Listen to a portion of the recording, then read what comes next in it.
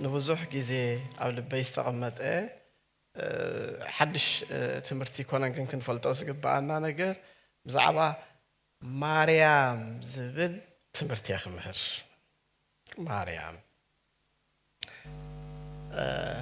مريم أما تعرف قدسنا بزحات مريم سلزلوا تي مريم زبل تمرتي جن بزعبا دينجل مريم أدويتنا يسوع كريستوس مريم عند ماركوس كم زلات فلتيهم إذا ماركوس زي وانجيل ماركوس ده صحافيه ماركوس لسه شيء بيزلوا بايزاوي يوحنس بحال أبجله قدسات صحفاتنا يوحنس يلو الله ماركوس يوحنس يلو الله نجنا خا ماركوس يلو الله سلسة سماتيو ماركوس زلوا سلزي أنت أديولا تناو جبر حوارات مرافع 10 تقل التزلا بيتروس أبيت ما أسرتم كله دسلي لازم وربطايا مريم تامك دلاويت كالله مريم أدوغيتانا خا الله زعما أدوغيتانا مريم مينا كنزارب مصحف قدوس بزعما مريم أدوغيتانا انتايو زبل لومي خندرينا مبقسي صحفنا أبيسيا شوعات 14 كخوني أب مصحف قدساو مهرنا كل جزء بزعبا أملاقنا تويتا كل جزء خنذكرن كلنا ثلاثة خفلاليا زي جبا مهراتات هاللوا زياتن نحد حدن تجمع ميدانين زخدا تسجوا خبر كله incarnation مالتي تسجوا ويتانا يسوع كريستوس اتي لوغوس سماين مدرن تفتره نسو أملاقنتو خي قدفه أمهتن مريم حاديرو كاب أسجا زوسدلو السو تسجوا ويكا لدت ويتانا يسوع كريستوس كنبلا نخلنا حدا نسو تسجوا كلا يقيتانا يسوع كريستوس كاب دنجل ميلادو إذا كاب دنجل لدتو كاب دنجل تنساتون لدتون كاب دنجليو إذا دنجلنا ناي مريم أزيو إمنا خرنا ناي سنة ملكوت مصحف قدساوي سنة ملكوت نايو معناته ويتانا يسوع كريستوس كاب دنجل ميلادو بجك كا ويتانا بس تأمراتا وزخنا من قدي للتولد يلن مريم كتأنسو خلان كتولدون كلان دنجليا سلازي بزمن قد زمت سلازي اللي تدنجلنا جين انتاي زعينوت يدنجلنا اما صحف قدسنا دنجلنا خبحالن كله ببخنديت تقيسو الله اتن مريم وكيلو زلو دنجلنا زبل انتاي يزبل نسو كنرينا اتصال سايكاو زي في اللخا املاخنت ويتانا يسوع كريستوس سلازي تسغو كاب دنجل ميلاد أملاخنت يسوع كريستوس إزم سلسته زتجمدوا عفاتل كنتصلهم زي جبا بعتاتهم نتي أحنت كديفكا نتي أحنت تأمن أي تخليني قال أبيات خريستيانات الله دنقلنا مريم زي أمنا قلنا يسوع كريستوس نا يسوع كريستوس أملاخنت كا زبلا الله ليبرارس زبحالو زم عقباويان زبحالو نجزارسو اسلمنا ونجزارسو دنجلنا مريم يقبلي اسلمنا قدس قرآن مريم دنجل مخانا يقبلي تخنا جن أملاخنت بيتنا يسوع كريستوسون يقبلني مالتي مسألة لكم سلازم زم سلسة زياتهم كل جزء ودعوز خنا سنة مقوت من تخلونا أوبجكتيف زخنا أما صحف قدس زخنا الرأي خلونا سلازم جبا زين سلسة زين كنر إلنا أبي سيا شوعات 14 سكن رأي يسيا شوعات 14 زجرميو أنا زستمرت سخدالو لكالو معلت خاني حدارت عينيو نوع عمل كتير يكون كزمير ذلخو اتي كونسيدنس كن بتعامي يجرمي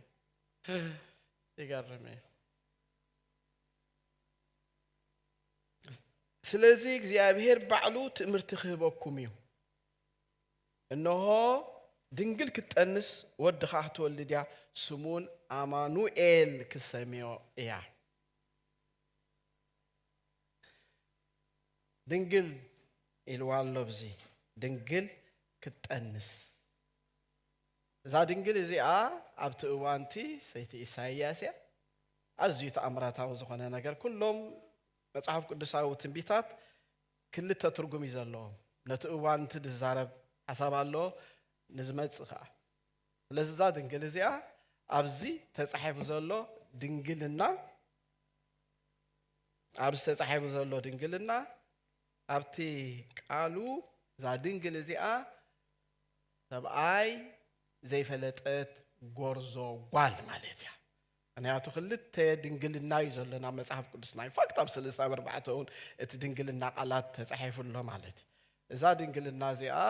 ኣብቲ በኽሪ ጽሑፍ ኣልማህ ዝብል ዕብራይስጢ ሰብኣይ ዘይፈለጠት ጎርዞ ጓል ማለት እያ ካልእ ድንግልና ኣላ ይቕረታ ግበሩለይ ዕብራይስጢ ምጥቃመይ ቤቱላህ ትበሃል እዛ ቤቱላህ እዚኣ ግን ድንግል ኮይና ግን ዝኾነ ዝዓይነቱ ድንግል እተመርዓወት ድንግል እያ እተመርዓወት ድንግል ኣላ ቤቱላህ እተመርዓወት ድንግል እዛ ድንግል ማርያም እዚኣ ግን ንጎይታና ክትወልዶን ከላ ሰብኣይ ከይፈለጠት እያ ወሊዳቶ ምክንያቱ ኣብ ማቴዎስ 1:25 ተዳሪኢኹማ በኽሪ ወዳ ክሳዕ ትወልድ ከዓ ኣይፈለጣን ምስ ያለሁም እዛ ድንግልና እዚኣ እዛ ኣልማ እትብል ዕብራይስጥ ቃል እዛ ድንግልና እዚኣ ሰብኣይ ዘይፈለጠት ጎርዞ ጓል ማለት እያ ኣብዛ ምዕራፍ 1:25 በኽሪ ወዳ ክሳዕ ትፈልጥ ስጋ ብትወልድ ኣይፈለጣን እዚ ኣይፈለጣን ዝብል ቃል እዚ ስውር ዝኾነ ቃል እዩ ኣይፈለጣን ማለት ዮሴፍ ምስኣ ከም ሰብኣያ ኮይኑ ዝፈጸሞ ሩካቤ ስጋ ኣይነበረን ማለት እዩ ኣይፈለጣን ስጋ ብትወልድ ስለዚ ኢየሱስ ክውለድ እንከሎ ዝብሩኽ መድሓኒትና ኢየሱስ ክርስቶስ ክውለድ እንከሎስ ማርያም ድንግል እያ ነይራ ስለዚ በዚ ክንሕዞ ስለዚ ንዕኡ ምእንቲ ክተሓዘልና እዞም ኣቦታት ምስታ ኣብ ኢሳይያስ ምዕራፍ 7:14 ዘላ እንደገና ልክዕ ማቴዎስ መጽሓፍ ማቴዎስ ንኣይሁድ እዩ ተጻሒፉ መጽሓፍ ማቴዎስ ንኣይሁድ ክጽሓፉ እንከሎ ማቴዎስ ሓደ ነገር ይኸረድኦም ዝደሊ ደሎ ንኣይሁዳውያን እዚ ዝውለድ ደሎ ኢየሱስ ንሱ ዝፋን ዳዊት ኣቦኡ ንኽወርድ ዝመፀ እዩ ንሱ ኣይሁዳዊ እዩ ኢሉ ማቴዎስ ብዛዕባ ኢየሱስ ክርስቶስ ክዛረቡ እንከሎ ካብዛ ኢሳይያስ 7:14 እዛ ኣልማ እንብላ ዘለና ንሳ እታ ድንግልናት ይወስድዋ ስለዚ እዚ ተኣምራታዊ ዝኾነ ዋላልዳ ማርያም ንኢየሱስ ክርስቶስ ክትወልዶ እንከላ ከምዚ ኩልና ንፈልጦ ብሓይሊ ናይ መንፈስ ቅዱስ ወሊዳቶ ስም እግዚኣብሔር በረኺ ይኹን ካብዚ ዝዓቢ ትርጉም የለን ምክንያቱ ኣብ ሓድሽ ኪዳን ክንከይድ ከለና እቲ ብቋንቋ ዕብራይስጥ ዝተጻሕፈ ፓትሮኖስ ዝብል ቃል ተጠቂሞም ኣለዉ እቲ ፓትሮኖስ ልክዕ ምስኡ ዝኸይድ ቃል እንታይ እዩ ሰብኣይ ዘይፈለጠት ጎርዞ ጓል ስለዚ ድንግልና ማርያም ንመሰረት ክርስትናና ኣዝዩ ጽኑዕ ስለ ዝኾነ ብግቡእ ክንፈልጦ ይግባእ እዩ ዝገርም ተመሳሰልቲ ወንጌል ኣለውና እዞም ተመሳሰልቲ ወንጌል ማቴዎስን ሉቃስን ማርቆስን እዮም እዚኣቶም ኣብዚኦም ልዕሊ 300 ዝኾኑ ሓሳባትን ሓረጋትን ተመሳሳልሎ ገለ ዝፍለይሉ ነገራት ከዓ ኣሎ ኣብቲ ብዙሕ ብኻልእ መንገዲ እንዳተፈላለዩ እንከለዉ ኣብ ምላድ እዛ ድንግል እዚኣ ግን ኩሎም ሓደ ኮይኖም ምክንያቱ ተደፅሕፎም ዘሎ መንፈስ ቅዱስ ስለ ዝኾነ ማቴዎስ እዛ ድንግል እዚኣ ብድንጉል ወሊዳቶ ኢየሱስ ኢሉ ሉቃስ ከዓ ብድንጉል ወሊዳቶ ኣብቲ ስርወ ሓረግ ወለዶታት ክመፁ እንከለዉ ግን ኣብ ማቴዎስን ኣብ ሉቃስን ብምንታይ ተፈላለዮም ማቴዎስ ንኣይሁድ ይዛረብ ስለ ዘሎ ብመሰረት ስርወ ወለዶን ምርስታይ ርስትን ጓል ኣንስተይቲ ኣይሁዳዊት ክትርስተ ስለ ዘይትኽእል እቲ ሓረግ ወለዶታት ብዮሴፍ ይገርቦ ዘሎ ዮሴፍ ሕፅይ ማርያም ኢሉ ንዓኣቶም ብዝርዳእ መንገዲ ተዛሪቡሎ እቲ ጂኒዮሎጂ ንብሎ ምሳይ ዘለኹም ሉቃስ ክጽሕፍ እንከሎ ባዕሉ ብማርያም ይጽሒፍዎ ዘሎ ነቶም ጽራአውያን ነቶም ረማውያን ብግቡእ ዘረድእ መንገዲ ጽሒፍዎሎ ማለት ስለዚ መጽሐፍ ቅዱስና ንድንግል ማርያም ብንጹር አቀሚጦሎ ኢየሱስ ክርስቶስ ክትወልዶን ክትጠንሶን ክትወልዶን እንከላ ድንግል ከም ዝነበረት ኣብ ሉቃስ 1:42 ኢየሱስ ፍሬ ማህፀን ማርያም ከም ዝኾኑ ከምዚ ኢሉሎ ብዓቢ ድምፁን ዓዊላ በለት ንስኺ ካብ ኣንስቲኺ ፍረ ከርስኹን ብሩኽ እዩ ኢልዋ ኣሎ እቲ መልአኽ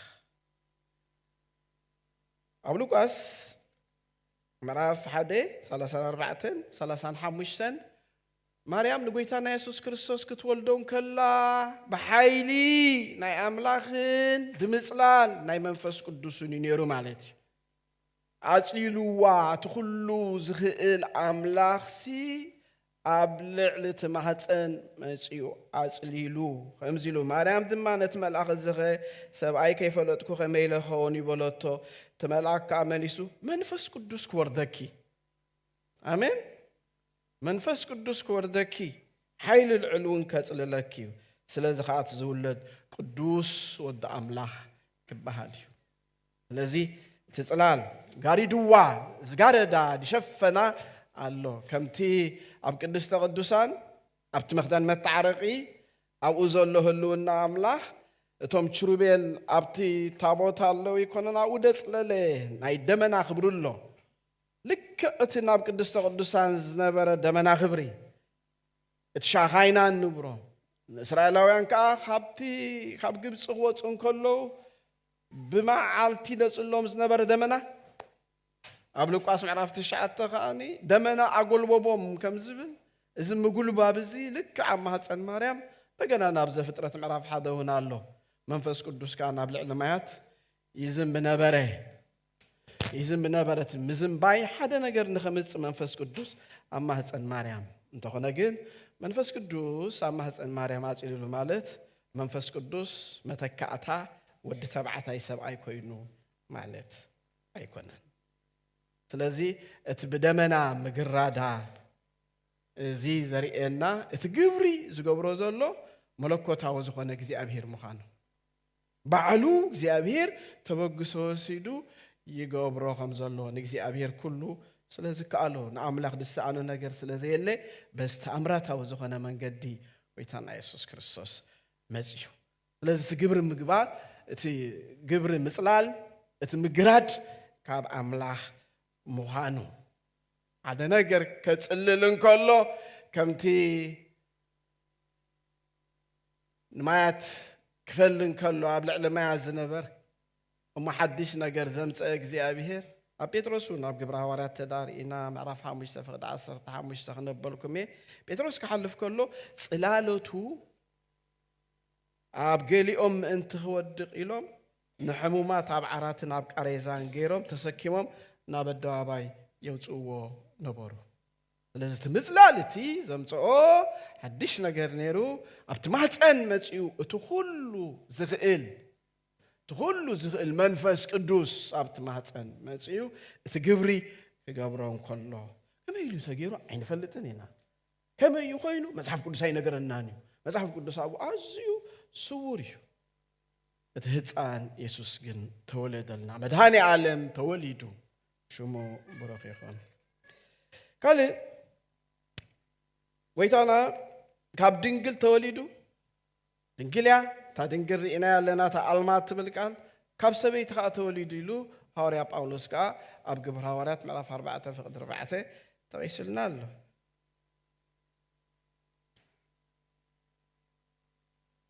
ምሳይ ደለኹም እወ ብዙሕ ግዜ ትምህርትና ገለ እዋን ንህይወትና ዘድሊ ካልኻ ነቲ እምነትና ኣብ ጽኑዕ ዝኾነ ኸውሒ ደው ከም ዝበልና ነቲ ዝመፀና ብደገ ከዓ ብግቡእ ምእንቲ ክንጣበቕን ንወንጌል ደው ምእንቲ ክንብል ዘኽእለና እዩ ኣሜን ደኽሰብና እጂ ኣብ ገላትያ እንታይ ኣሎ ምልኣት ዘመን ምስ መፀግና ነቶም ትሕቲ ሕጊ ዘለዉ ተሻይጡ ምእንቲ ከውፅኦም ንሕና እውን ውልድነት ምእንቲ ክንረክብሲ ኣምላኽ ነዚ ካብ ሰበይቲ እተወልደ سبيت حج جنري جانداو زخنا اسم كل دوهابي سبيتي قبلن كله بخال من قدي أدي مالوتيو ምክንያቱ ኣብ ኢዮብ 14 ፈቅደ ሓደ እንተ ዳርኢና እንታይ ይብል ሰብ ውሉድ ሰበይቲ ሓፂር ዕድመ ጽጉብ ሓሳር እዩ ስለዚህ እንታይ ድውክል ደሎት ሰበይቲ ሕጂ ኣደ እንደገና ማቴዎስ 11 ኻ በሐቅ ብለኩም ኣለኹ ካባንስቲ ካብተወልደ ስለዚህ ካባንስቲ ተወልደ በድንግልና ዝወለደቶ ሰበይቲ ስለዚህ እሱ ጀነር ምዃኑ ስለዚህ ጌታና ኢየሱስ ክርስቶስ እምበኣር እተን ጉጉያት ዓሳባት ኢና ሕጂ ልቕም ከነብለን ኣብ ዘን ክልተ ሰሙናት ማለት ታይና ብዛዕባ ማርያም ክንፈልጦ ዝግባአና ኣይና እዩ እቲ መጽሓፍ ቅዱሳዊ ሓቂ እቲ መጽሓፍ ቅዱሳዊ ሓቂ ዘይኮነ ኸኣየና እዩ ቀዳማይ ካብቲ ግጉይ ክእለ ዝግብኦ ምህሮ ጌታና ኢየሱስ ክርስቶስ ክውለድን ከሎ ካብ ማርያም ክውለድን ከሎ ኣብ ገለገለ ኣብያተ ክርስቲያናት ስምት ቃል ስለዘየድሊ ብዛዕባ ማኣዲ ጎይታ ዘለዎን እምነት ገለ ማሕበራት እንታይ ኣለዋ እቲ ሕብስትን እቲ ወይንን እቲ ካህን ምስ ባረኾ ብህየቱ ከምቲ ዘሎ ትኽብትኽ ኣብ ስጋን ደምን ናይ ኢየሱስ ክርስቶስ እዩ ዝቕየር ዝብል እምነት ደለዎን ኣሎ ሕጂ እንታይ ዝብል ዘሎ ከምቲ ንኣብነት ጎይታና ኢየሱስ ክርስቶስ ነቲ ማይ ኣብ ምንታይ ለዊጥዎ ኣብ ወይኒ ተለዊጥዎ ነቲ ማይ ኣብ ወይኒ ስለ ዝለወጦ እቲ ወይኒ ክምለስ ይኽእል ድዩ ወይ ከዓ ሙሴ ነቲ ተመን ኣብ ምንታይ ነታ በትሪ ምንታይ ቀይርዋ أو تمن تبتر خنا متى تغيره زي بغال قالات ترانسابستنسيشن يبحال ስለዚህ እንታይ ንሱ ጌታና ኢየሱስ ክርስቶስ እዚ አምላክ ሎጎስ እቲ ሰማይን ምድርን ዝፈጠረ እግዚአብሔር እቲ ንዘለዓለም ዝነብር አምላክ እቲ ንኹሉ ዝፈጠረ አምላክ ንሱ ይዝመጽእ ዘሎ ቤተልሔም ወይ ካማፀን ማርያም መጀመርቱ ይኮነን አገይደ ስለዚህ ተኻላአይ አካል ናይ ስላሴ ካብ ቦተላይኹ ይመጻል መጪኡ ንሱ ትዝነበረ አዶናይ ኢሉ ድጽዋዕ ዝነበረ ያህዌ ተባሂሉ ድጽዋዕ ዝነበረ ኤልሻዳይ ተባሂሉ መለለይ ነይርዎ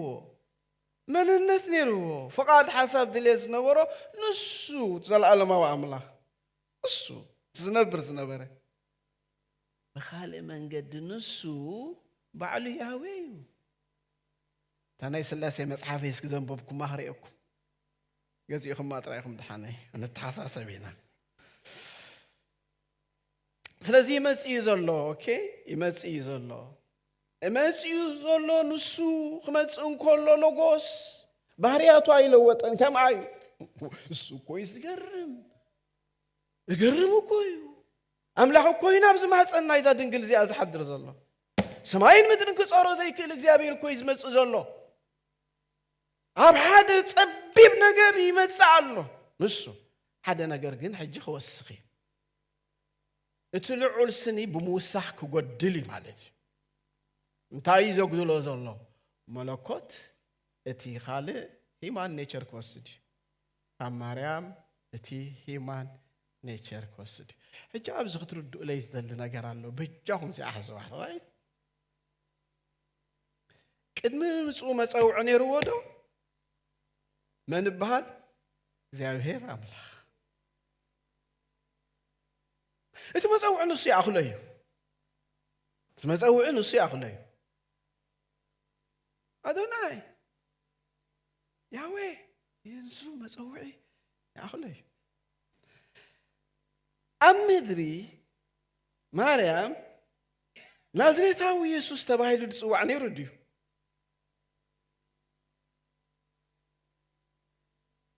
ነይሩ ድዩ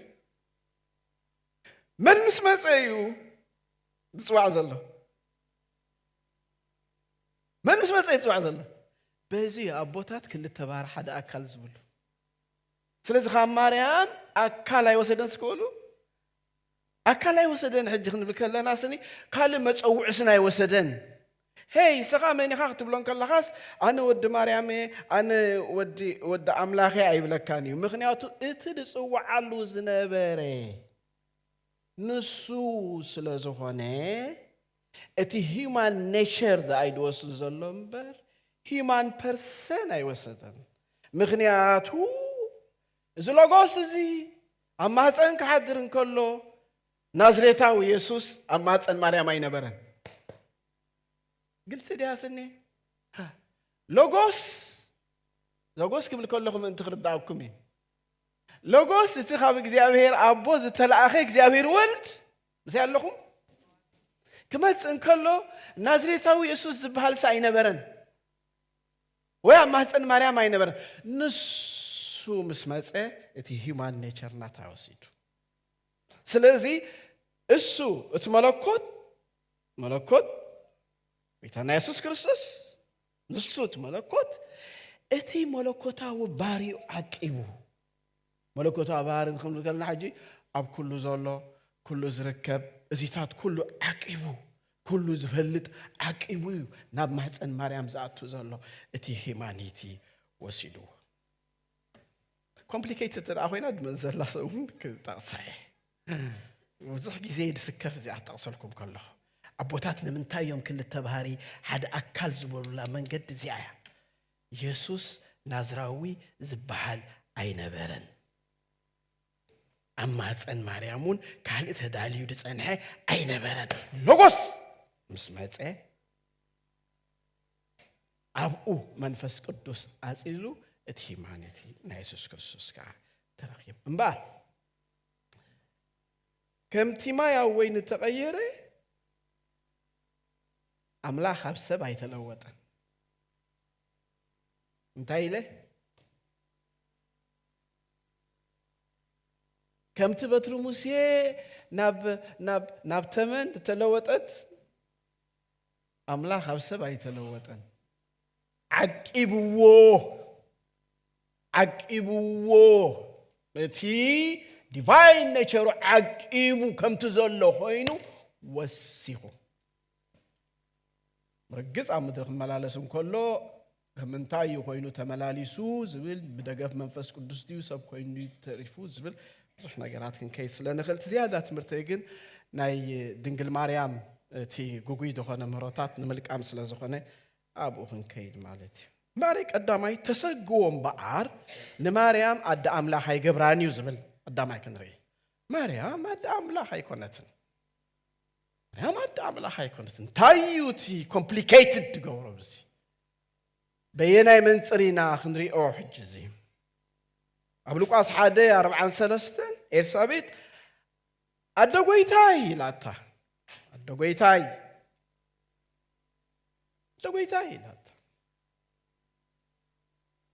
ኣደ ኣምላኽ ክትበሃል እንተ ኮይና ሕጂ እዞም ክልተ ዘቐመጥኩልኩም ባህርያት ሎጎስ ንዘለዓለም ዝነበረ ያህዌ ስለ ዝኾነ ኣደ ኣምላኽ ክትከውን እንተ ደኣ ኮይና ቅድሚ ሎጎስ ክትነብር ክትክእል ኣለዋ is clear ኣደ ኣምላኽ ክትበሃል እንተ ደኣ ኮይና ቅድሚ ሎጎስ ክትነብር ክትክእል ኣለዋ ምክንያቱ እቲ ዝመፅእ ዘሎ ቅዱስ ኣምላኽ ንሱ ዘለዓለማዊ እዩ ሰልፍ ኤግዚስተንት እዩ ብገዛእ ርእሱ ዝነብር ባዕሉ ኣብ ማንም ከይተደገፈ ዝነብር ኣምላኽ እዩ እሱ ዝመፅእ ዘሎ እዚ ተኣምራቱ ንሱ እዩ ለዛ ኣዲኡ ክትከውን ክትበሃል እውን ኣይከኣልን እዩ እቲ መርትዖታት ክንሪኦ ኢና ብርግፅ ግን እንታይ ኢና ክንሕዝ ዘለና ሕጂ ኢየሱስ ክርስቶስ ግን ኣምላኽን ሰብን እዩ ወልደ ኣብ ወልደ ማርያም ማለት እዩ ወልደ ኣብ በመለኮቱ ወልደ ማርያም በተስፍኡቱ ኢና እናተባሃልና ዓቢና እስኪ ወልደ ኣብ በመለኮቱ በሉ ወልደ ማርያም በተስፍኡቱ ስለዚ ብርግፅ ወዲ ማርያም እዩ ሕጂ ትጌጋ እሞ ማርያም ዳ ሕጂ ኣብኡ እንዲ ትጌጋ እሞ ማርያም ዳ ነዚ ሰብ ዝኾነ ኢየሱስ ተወልድ ስለዘላሲ ከመይ ደኣዩሞ ኣይወለደቶን ክበሃል ካልዲ ነው ወሊዳቶም በር ንሱ እንዲና ክንፈልዮ ወሊዳታ ሲና ክንፈልዮ ዝግባአና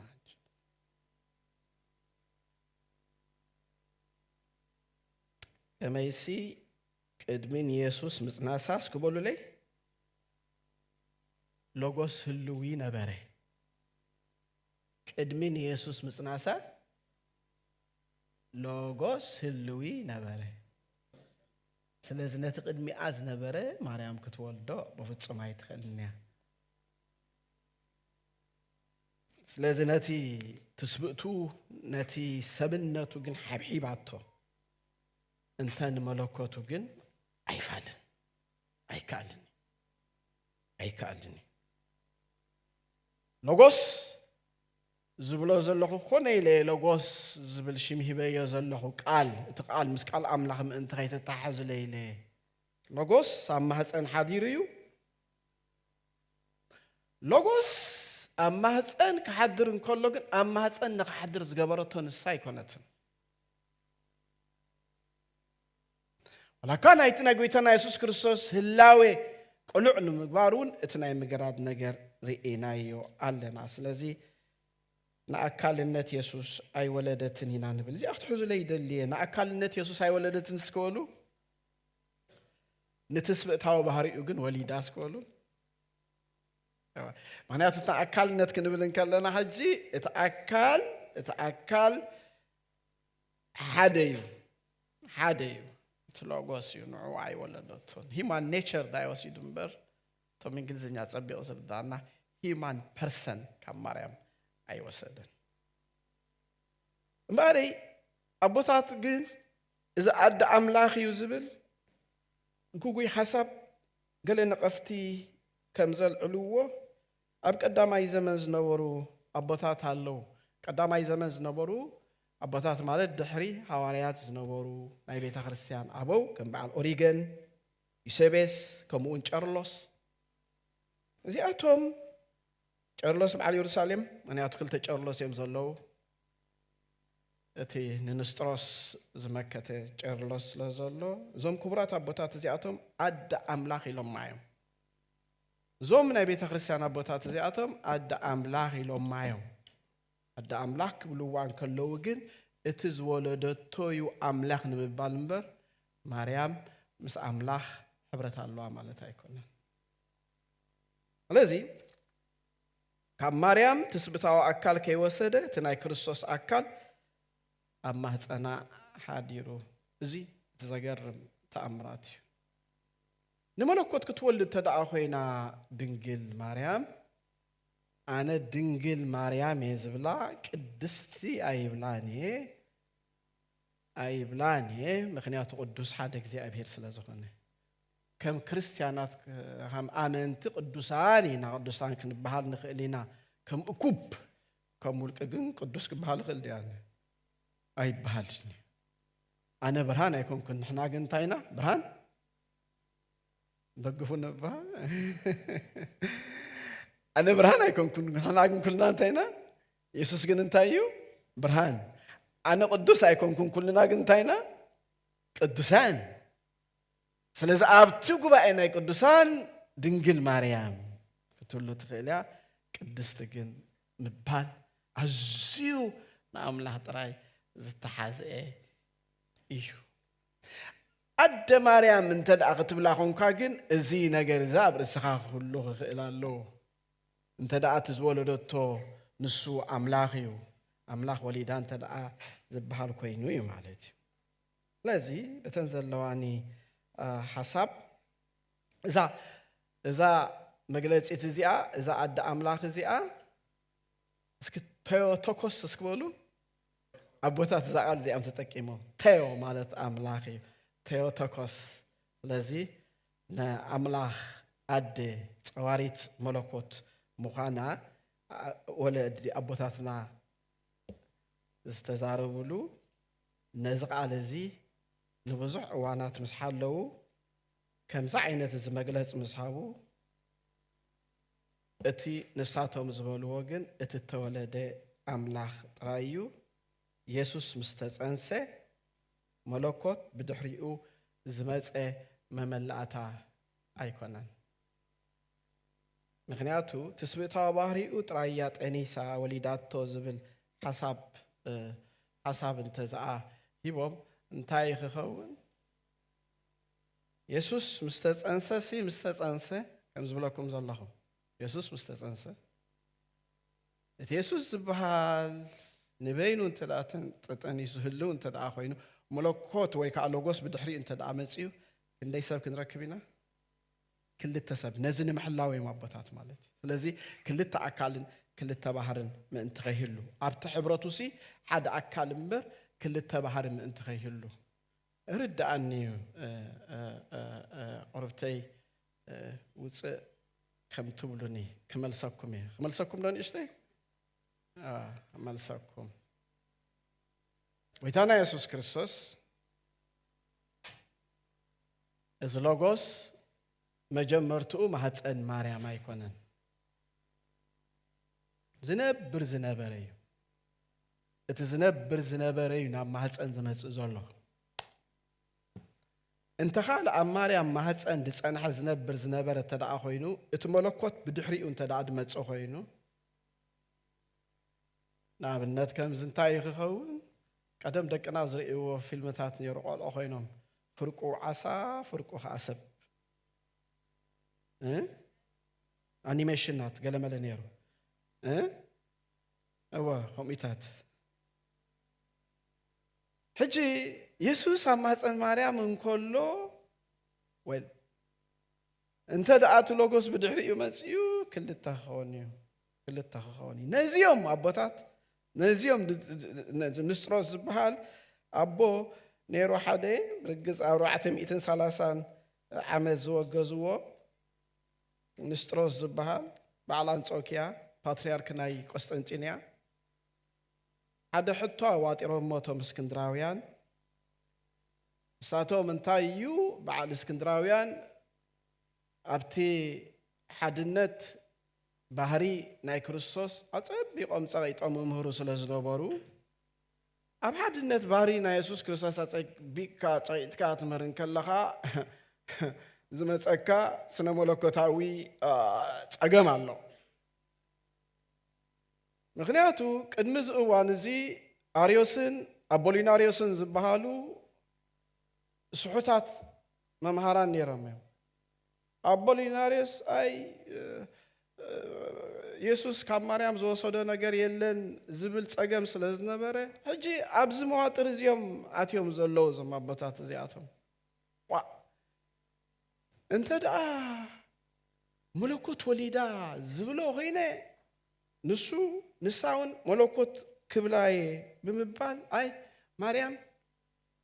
እቲ ዝወለደቶሲ ነቲ ሰብ ኢየሱስ ዳ እምበረ ነቲ ኣምላኽ ኢየሱስ ኣይወለደትን ኢሉ ሽግራምፅ ይበዓሉ ሽግራምፅ ስለዚ ንሕና እውን ካብዚ ክንሕሎ ኣለና ማርያም እቲ ዝወለደቶ እቲ ሰብ ኢየሱስ ዳ እምበር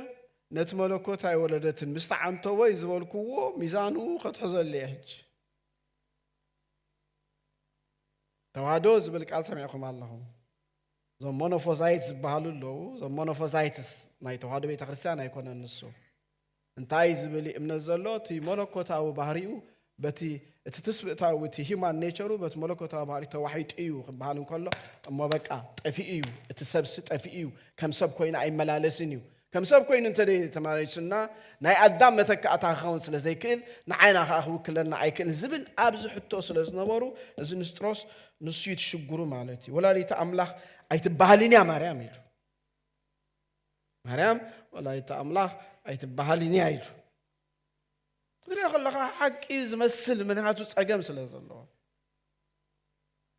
ከመይ ገይሩ ኣምላኽ ኣደ ክህልዎ ይኽእል ሰበይትኸ ከመይ ገይራ ንመለኮት ክትወልድ ትኽእል እቲ ማርያም ዝወለደቶ ነቲ መለኮት ንሎጎስ ዘገልግል ዳ እምበር ንሱ ኣምላኽ ኣይኮነን ኢሉ ሕጂ ኣብ ምንታይ ክኸይዲ ማለት እዩ ኢየሱስ ኣምላኽ ትርድኡን ኣለኹም አይነው ዳሓነይ ቁርብተይ ዋላ ደንዙዙኒ ጽቡቕ ሕቶ ገይረልኩም ተኸይደ ጽቡቕ